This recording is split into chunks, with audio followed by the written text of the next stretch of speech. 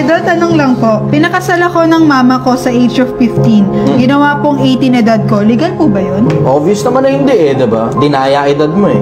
Hindi ko alam kung gusto mo yung naging relasyon ninyo o hindi. Pero malamang niya, kaya ka nagtatanong ng ganyan kasi hindi ka na nag-i-enjoy sa relasyon. May bad news ako sa'yo, may good news ako sa'yo. Ang good news ko sa'yo, at least hindi ka na nakatikim ng iba. Wala ka ngayon point of comparison. Kung sino yung nandun, yun lang talaga. Hindi ka ngayon sasakit ang ulo mo na maghahanap ka pa ng iba. Pero ang bad news ko sa'yo, tignan mo, suya ka na. Ikaw na lang bahala siguro tumansya sa sarili mo. Kung maayos naman yung relasyon nyo, okay na yan. Mas okay na yan, ganyan yung relasyon ninyo. Pero kung hindi ka naman kung hindi maayos yung relasyon ninyo, nagkakasakitan, nagkakaroon ng mga malalaking problema, pwede mo i-consider siguro na inalify yung kasal. Check ka na lang sa abogado, di naman ako abogado eh. Pero ang alam ko, sigurado ako, hindi tama yung nangyari, hindi rin legal.